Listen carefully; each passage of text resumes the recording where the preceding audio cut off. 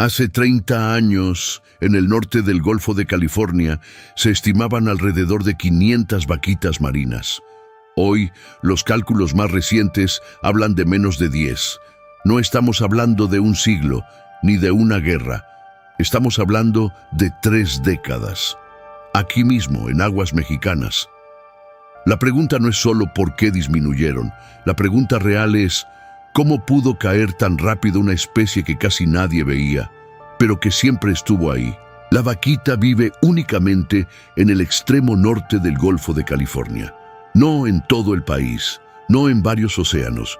Solo en una franja muy específica de agua turbia, entre San Felipe y el Alto Golfo. Es el mamífero marino con la distribución más pequeña del planeta, y eso, aunque suene técnico, cambia todo. Si desaparece ahí, desaparece del mundo, aquí mismo, en nuestro propio país. Durante años, su imagen estuvo en campañas ambientales, en documentales, en discursos oficiales. Pero mientras su figura circulaba, su población real bajaba en silencio. Vale la pena detenernos aquí.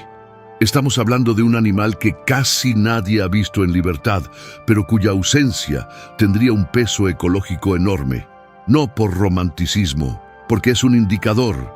Cuando una especie tan localizada cae así de rápido, algo en el sistema ya venía fallando desde antes. Durante décadas, la vaquita compartió esas aguas del norte del Golfo de California con pescadores ribereños que trabajaban con redes legales para camarón y otras especies comerciales. Era un sistema imperfecto, sí, pero relativamente estable. La vaquita se movía en aguas poco profundas, se alimentaba de peces pequeños y calamares, y su comportamiento discreto la mantenía lejos del ruido. No era abundante, pero tampoco estaba al borde del colapso.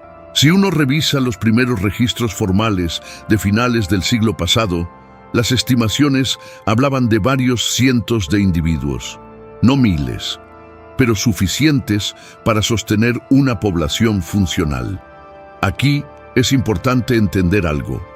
La vaquita no es una especie migratoria, no tiene otro refugio, no puede desplazarse cientos de kilómetros buscando mejores condiciones. Su mundo era ese.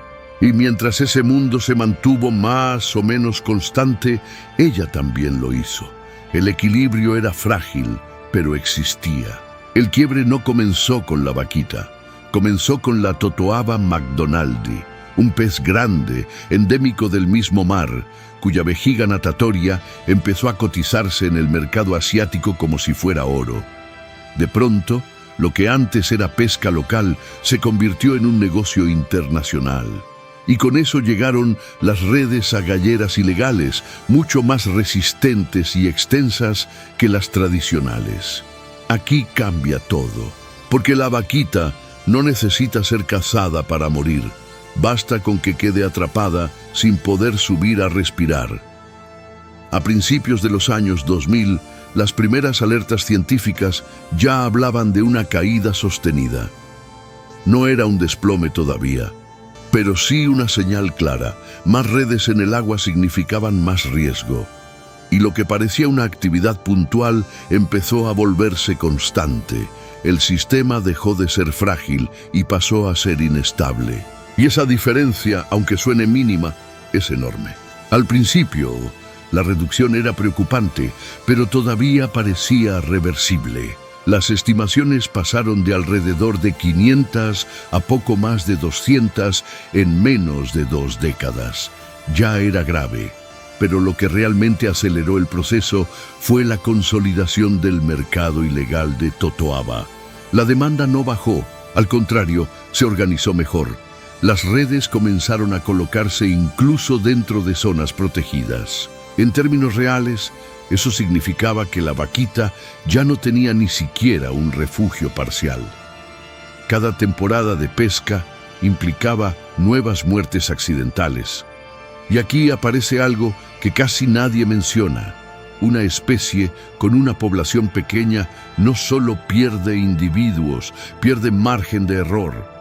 Si mueren 10 en una población de 500, el impacto es serio. Si mueren 10 cuando quedan menos de 100, el golpe es estructural. Para mediados de la década pasada, los conteos ya hablaban de menos de 100 ejemplares. No era una advertencia futura, era un colapso en curso. En 2015, las estimaciones oficiales ya no hablaban de cientos, hablaban de alrededor de 60 individuos. Ese año marcó algo más que una cifra.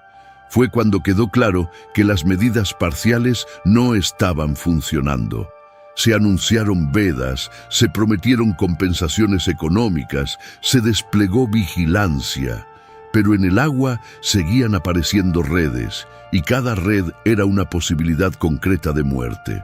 En 2017, el intento de capturar ejemplares para protegerlos en cautiverio terminó mal y se canceló.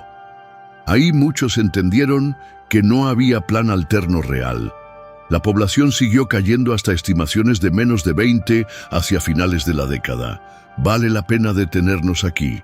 Cuando una especie baja de 100 a menos de 20 en tan poco tiempo, ya no se habla solo de conservación, se habla de supervivencia inmediata. Desde ese punto, cualquier pérdida pesa como si fuera definitiva. Hoy las estimaciones hablan de menos de 10 vaquitas en libertad. Puede que sean 8, puede que sean un poco más. El margen de error es enorme porque contar individuos en aguas turbias, con poblaciones tan pequeñas, es técnicamente complejo. Se han retirado cientos de redes en los últimos años y hay una zona de tolerancia cero, donde, en teoría, no debería haber pesca con redes agalleras. En algunos periodos, los monitoreos acústicos han detectado presencia estable. Eso es un dato real. Pero también lo es que la pesca ilegal no ha desaparecido por completo. Aquí no hay narrativa cómoda. Hay esfuerzos que funcionan parcialmente y otros que no logran sostenerse en el tiempo.